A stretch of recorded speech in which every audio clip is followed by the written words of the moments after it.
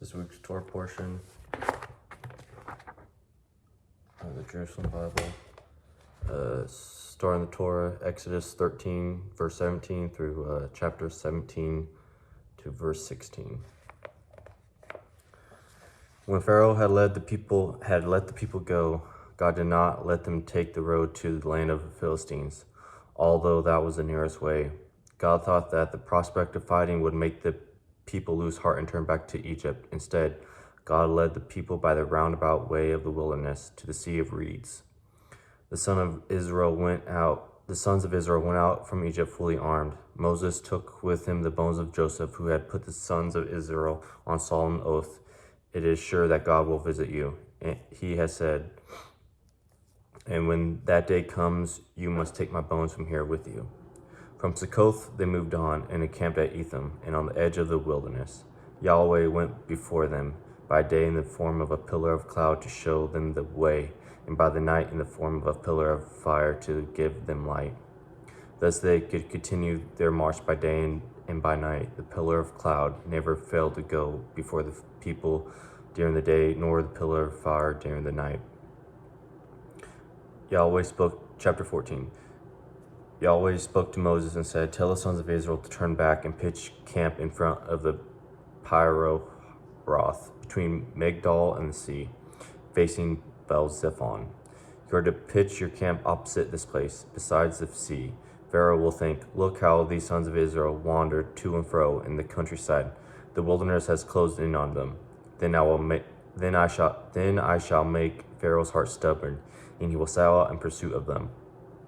But I will win glory for myself at the expense of Pharaoh and all his army, and the Egyptians will learn that I am Yahweh, and the Israelites did this." When Pharaoh, king of Egypt, was told that the people had made their escape, he and the courtiers changed their minds about the people.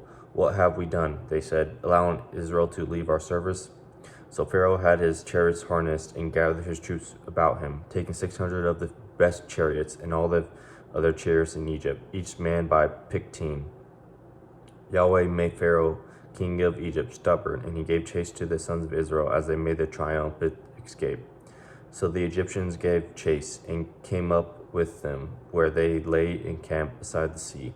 All the horses, the chariots of Pharaoh, his horsemen, his army, near Roth, facing Baal-zephon. And as Pharaoh approached, the sons of Israel looked around, and there were the Egyptians in pursuit of them. The sons of Israel were terrified and cried out to Yahweh. To Moses they said, "Were there no graves in Egypt that you must lead us out to die in the wilderness? What good have you done us, bringing us out of Egypt? We spoke of this in Egypt, did we not? Leave us alone," we said. "We would rather work for the Egyptians. Better to work for the Egyptians than die in the wilderness." Moses answered the people, "Have no fear, stand firm, and you will see what Yahweh will do to save you today. The Egyptians you see today, you will never see again. Yahweh will do the fighting for you. You have only to keep still." Yahweh said to Moses, "Why do you cry to me so? Tell the sons of Israel to march on. For yourself, raise your staff and stretch out your hand over the sea, and part it for the sons of the Israelites to walk through the sea on dry ground. I, for my part, will make the heart of the Egyptians so stubborn that they will follow them. So shall I win myself glory at the expense of Pharaoh, of all his armies, his chariots, his horsemen. And when I have won glory for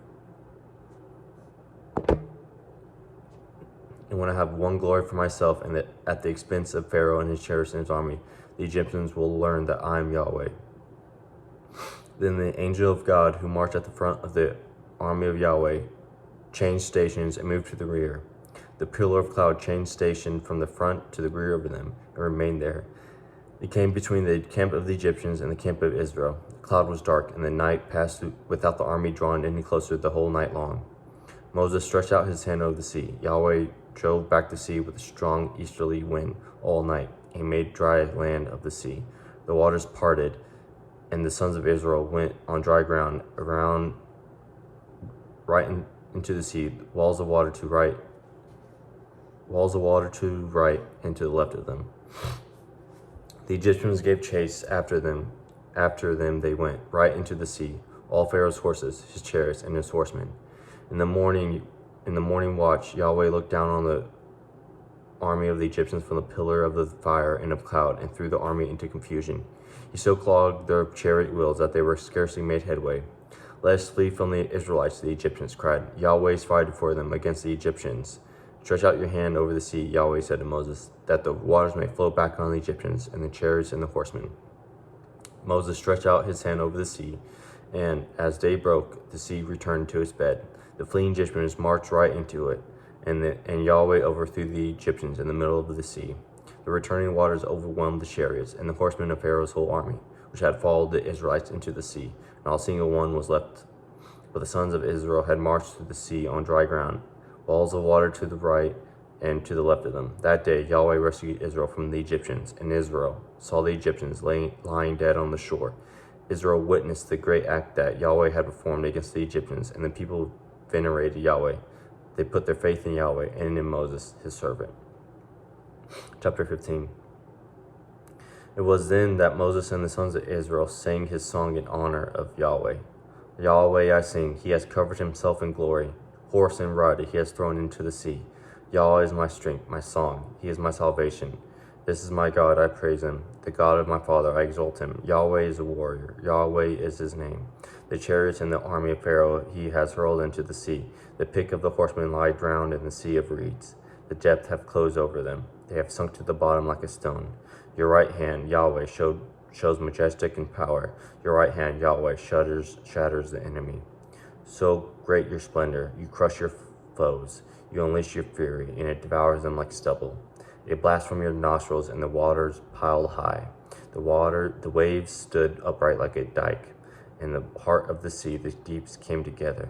I will give chase and overtake, the enemy said. I will share out the spoil, my soul will feast on. I will draw my sword, my hand will destroy them.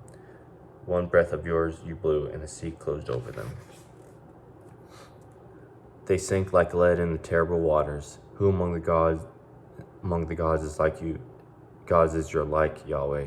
Who is your like, majestic in holiness, terrible in deeds of your prowess, worker of wonders? You stretched your right hand out, the earth swallowed them. By your grace you led the people you redeemed. By your strength you guided them to your holy house. Hearing of this, the peoples trembled, paying siege on the inhabitants of Philistia.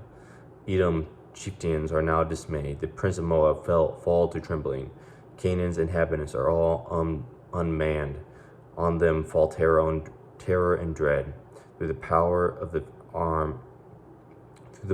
your arm, they are still as stone. As your people pass, Yahweh, as the people pass whom you purchased, you will bring them and plant them on the mountain that is your own, the place that you have made your dwelling. Yahweh, the sanctuary, Yahweh, prepared by your own hands. Yahweh will be king forever and ever. Pharaoh's cavalry, both his chariots and horsemen, had indeed entered the sea, but Yahweh had made the waters of the sea flow back on them. Yet the sons of Israel had marched on dry ground right through the sea. Miriam, the prophetess, Aaron's sister, took up a timbrel, and all the women followed her with timbrel dancing, and Miriam led them in the refrain. Sing of Yahweh, we have covered himself in glory. Horse and rider he has thrown into the sea. Moses made Israel move from their camp at the Sea of Reeds, and they made for the wilderness of Shur, where they traveled for 3 days without finding water. They reached Marah, but the water there was bitter, so they could not drink it. This is why the place was called Marah. The people grumbled at Moses. What are we to drink? They said. So Moses appealed to Yahweh, and Yahweh pointed out some wood to him. This Moses threw in the water, and the water was sweetened. There it was, he charged them with statute and with ordinance, there that he put them to the test. Then he said, if you listen carefully to the voices of Yahweh, your God, and do what is right in his eyes, if you pay attention to his commandments and keep his statutes, I shall inflict on you none of the evils that I inflicted on the Egyptians, for it is I, Yahweh, who give you healing. So they came to Elim, where 12 water springs there were, and 70 palm trees, and they pitched their camp beside the water. From chapter 16. From Elim they set out again, and the whole community of the sons of Israel reached the wilderness of Sin, between Elim and Sinai, on the 15th day of the 2nd month after they had left Egypt. And the whole community of the sons of Israel began to complain against Moses and Aaron in the wilderness, and said to them, "Why did we not die at Yahweh's hand in the land of Egypt, when we were able to sit down to pans of meat and could eat bread to our heart content? As it is, you have brought us to this wilderness to starve this whole company to death." Then Yahweh said to Moses, "Now I will rain down bread for you from the heavens. Each day the people are to go out and gather the day's portion. I propose to test them in this way to see whether they will follow my law or not. On the sixth day, when the people prepare what they have brought in, this will be twice as much as the daily gathering." Moses and Aaron said to the whole community of the sons of Israel, "In the evening you shall learn that it was Yahweh who brought you out of the land of Egypt, and in the morning you shall see the glory of Yahweh, for he has heard your complaints against him. It is not against us you complain, for what are we?" Moses said. "In the evening Yahweh will give you meat to eat. In the morning bread to your heart's content, for Yahweh has heard the complaints you made against him. Your complaining is not against us, for what are we, but against Yahweh." Moses said to Aaron, "To the whole community of the sons of Israel say this, present yourselves before Yahweh, for he has heard your complaints." As Aaron was speaking to the whole community of the sons of Israel, they turned towards the wilderness, and there was the glory of Yahweh appearing in the form of a cloud. Then Yahweh spoke to Moses and said, "I have heard the complaints of the sons of Israel. Say this to them, between the 2 evenings you shall eat meat, and in the morning you shall have bread to your heart's content. Then you will learn that I, Yahweh, am your God."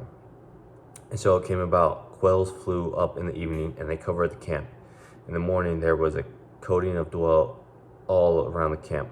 When the coating of dew was coating of dew all around the camp, when the coating of dew lifted, there on the surface of the desert was a thing delicate, powdery, as fine as hoarfrost on the ground. When they saw this, the sons of Israel said to one another, "What is this?" Not knowing what it was. "That," said Moses to him, "is the bread Yahweh gives you to eat. This is Yahweh's command. Everyone must gather enough of it for his needs, 1 omer a head, according to the number of persons in your family. Each of you will gather for those who share his tent." The sons of Israel did this. They gathered it, some more, some less. When they measured it in an omer, what they had gathered, the man who had gathered more had not too much. The man who had gathered less had not too little. Each found he had gathered what he needed. Moses said to them, No one must come any of it for tomorrow. But some would not listen to Moses, and kept part of it for the following day. And it bred maggots and smelled foul, and Moses was angry with them.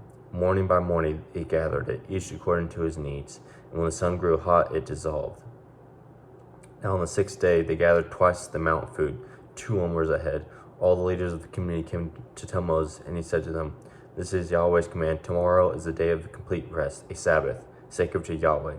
Bake what you want to bake, boil what you want to boil, put aside all that is left for tomorrow." So as Moses ordered, they put it aside for the following day, and its smell was not foul, nor was there maggots in it. "Eat it today," Moses said, "for today is a Sabbath in honor of Yahweh. You will find none in the field today. For 6 days are you to gather it, but on the 7th day, the Sabbath, there will be none."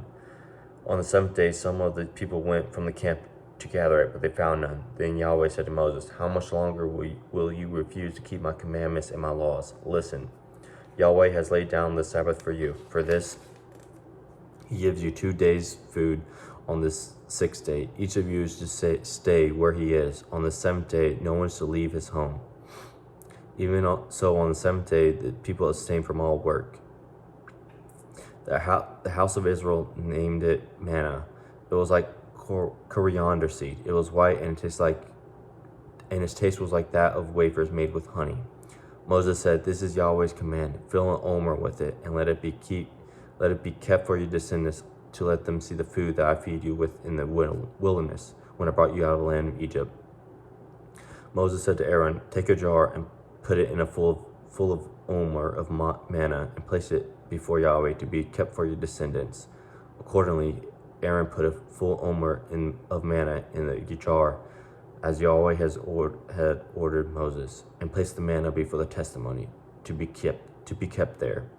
The sons of Israel ate manna for 40 years. up to the time they reached inhabited country. They ate manna up to the time they reached the frontier of the land of Canaan. An omer is 1/10 of an ephah. Chapter 17. The whole community of the sons of Israel moved from their camp in this desert of Sin at Yahweh's command to travel the further stages. And they pitched camp at Rephidim, where there was no water for the people to drink. So they grumbled against Moses. "Give us water to drink," they said. Moses answered them, "Why do you grumble against me? Why do you put Yahweh to the test?" But tormented by thirst, the people complained against Moses. "Why did you bring us out of Egypt?" they said. "Was it so that I should die of thirst, my children too, and my cattle?" Moses appealed to Yahweh. "How do I deal with these people?" he said. "A little more and they will stone me." Yahweh said to Moses, "Take with you some of the elders of Israel and move on to the forefront of the people. Take in your hand the staff with which you struck the river and go. I shall be standing before you there on the rock at Horeb. You must strike the rock, and water will flow from it for the people to drink." This is what Moses did in the sight of the elders of Israel. The place was named Massah and Meribah because of the grumbling of the sons of Israel, and because they put Yahweh to the test by saying, Is Yahweh with us or not?" The Amalekites came and attacked Israel at Rephidim. Moses said to Joshua, "Pick out men for yourself, and tomorrow morning march out to engage Amalek. I, meanwhile, will stand on the hilltop, the staff of God in my hand." Joshua did as Moses told him, and marched out to engage Amalek, while Moses and Aaron and Hur went up to the top of the hill. As long as Moses kept his arms raised, Israel had the advantage. When he let his arms fall, the advantage went to Amalek. But when Moses' arms grew heavy, so they took a stone and put it under him, and on this he sat. Aaron and Hur supported his arm, one on one side, one on the other, and his arms remained firm till sunset. With the edge of the sword, Joshua cut down Amalek and his people. Then Yahweh said to Moses, "Write this action down in a book to keep memory of it, and say in Joshua's hearing that I shall wipe out the memory of Amalek from under the heaven." Moses then built an altar and named it Yahweh Nissa, because he said, "Lay hold of the banner of Yahweh. Yahweh is at war with Amalek from age to age." We go to Judges, chapter 4, verse 4 to chapter 5, verse 31.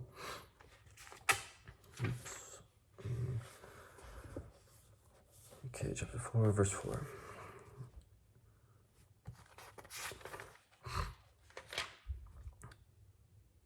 And this time Deborah was judge in Israel, a prophetess, the wife of Lebedoth. She used to sit under Deborah's palm between Ramah and Bethel in the highlands of Ephraim, and the Israelites would come to her to have their disputes decided. She sent for Barak, the son of Abinoam, from Kadesh in Naphtali. She said to him, "This is the order of Yahweh, the God of Israel. March to Mount Tabor, and take with you 10,000 men from the sons of Naphtali and the sons of Zebulun. I will entice Sisera, the commander of Jabin's army, to encounter you at the Wadi Kashan with his chariots and troops, and I will put him into your power." Barak answered, "If you come with me, I will go. If you will not come, I will not go, for I do not know how to choose a day when the angels of Yahweh will grant me success." "I will go with you then," she said, "but the way you are going about it, the glory will not be yours, but for Yahweh will deliver Sisera in the hands of a woman." Then Deborah stood up and went with Barak to Kadesh, and there Barak summoned Zebulun and Naphtali. 10,000 men marched behind him, and Deborah marched with them. Heber the Canaanite had cut himself off from the tribe of Cain and the clan of the sons of Hobab, the father-in-law of Moses. He had pitched his tent near the oak of Zaanannim, not far from Kadesh. When Sisera heard that Barak, son of Abinoam, was encamped on Mount Tabor, he called for all his chariots, 900 chariots plated with iron, and all the troops he had. He summoned them from Harosheth Goim to the Wadi Kashan. Deborah said to Barak, "Up, for today is the day Yahweh has put Sisera into your power. Yes, Yahweh marches at your head." And Barak charges down from Mount Tabor with 10,000 men behind him. And Barak advanced. Yahweh struck terror into Sisera, all his chariots and all his troops. Sisera leaped down from his chariot and fled on foot. Barak pursued the chariots and the army as far as Haroshathim al-Goyim. Sisera's whole army fell by the edge of the sword. Not one man escaped. Sisera, meanwhile, fled on foot towards the tent of Jael, the wife of Heber, the Kenite. For there was peace between Jabin, the king of Hazor, and the family of Heber the Kenite. Jael came out to meet Sisera and said to him, "My lord, stay here with me. Do not be afraid." He stayed there in her tent, and she covered him with a rug. He said to her, "Please give me a little water to drink, for I am thirsty." She opened the skin that had milk in it, gave him some to drink, and covered him up again. Then he said to her, stand at the tent door, and if anyone comes and questions you, if he asks, 'Is there a man here?' say no." But Jael, the wife of Heber, took a tent peg and picked up a small mallet. She crept up softly to him and drove the peg into his temple right through to the ground. He was lying fast asleep and worn out, and so he died. And now Barak came up in pursuit of Sisera. Jael went out to meet him and said, "Come in, and I will show you the man you are looking for." He went into her tent. Sisera lay dead, with the tent peg through his temple.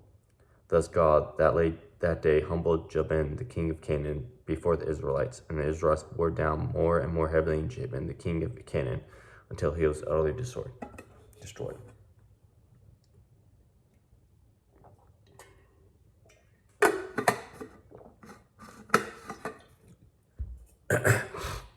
Chapter 5, the Song of Deborah and Barak. Then sang a song that day, Deborah and Barak, the sons of Abinoam, and the words were, that warriors in Israel unbound their hair, that the people came forward with a will. For this, bless Yahweh. Listen, you kings, give ear, you princes. From me comes a song for Yahweh. I will glorify Yahweh, God of Israel. Yahweh, when you set out from Seir, as you trod the land of Edom, earth shook and the heavens quaked. The clouds dissolved into water. The mountains melted before Yahweh, the God of Israel. In the days of Shamgar, the sons of Anath, in the days of Jael, every higher road was forsaken. Those who went forth on the travels through bypass took their way. Dead, dead were Israel's villages, until you rose up, O Deborah, who rose up, a mother in Israel. Those that should stand for God were dumb. From 5 cities, not one shield, not one spear from 40,000 in Israel. My heart beat fast for Israel's chieftains, with those of the people who stood forth boldly. For this, bless Yahweh.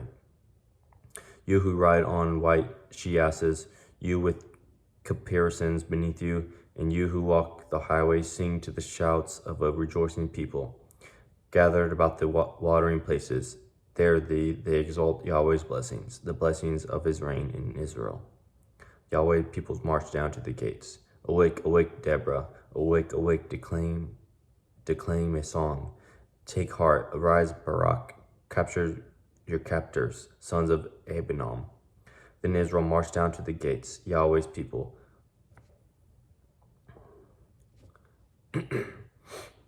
Like heroes, marched down to fight for him. Ephraim's princes are in the valley. Your brothers Benjamin's joins your ranks. From Machir, captains have come down. From Zebulun, those with the staff of office. Princes of Issachar are with Deborah. Naphtali in the vale with Barak has sped forward to follow him. Where the streams of Rebuim are, men hold their long debate. Why did you linger among the sheepfolds? Listen to the pipes amid the flocks. Where the streams of Rebuim are, men hold their long debate. Gilead stayed beyond the Jordan. Why is Dan in the ships of strangers? Asher kept by the sea coast, dwelling at ease within his harbors. The tribe of Zebulun fronted death, Naphtali too, on the rising ground. The kings came, they stood in line of battle. Then they fought, those kings of Canaan, at Tanakh, by Megiddo's waters, yet bore away no silver spoils. From high in heaven fought the stars, fought from the orbits against Sisera. The torrents of Kishon swept them away. The sacred torrent, the torrent of Kishon, trampled my soul, my might and main. The horse's hoofs beat the grounds, galloping go his steeds. Curse Meroz, says Yahweh angels, curse the dwellers in it, for they never come to Yahweh's aid, for Yahweh aid among the warriors. Blessed be Zal among women, the wife of Heber the Kenite, among all the women that dwell in the tents, may she be blessed. He asked for water, she gave him milk. In a precious bowl, she brought him cream. She stretched out her hand to seize a peg, her right hand to seize the workman's mallet. She struck Sisera, crushed his head, pierced his temple, and shattered it. At her feet he trembled, he fell, he lay. At her feet he trembled, at her feet he tumbled, he fell. Where he tumbled, there he fell dead. Through her window she leans and looks, Sisera's mother, through the lattice. Why is his chariot long in coming? Why are the harnessed horses slow? Among her princesses, their wisest ones answers, and she to herself repeats. They are gathering doubtless, sharing their spoil. A girl, 2 girls for each man of war. A garment, 2 dyed garments for Sisera. A scarf, 2 embroidered scarves for me. So perish all your enemies, Yahweh, and let those who love you be like the sun when he rises in all his strength, and the land enjoy the rest for 40 years. Go to Matthew 14, verse 22 through 33.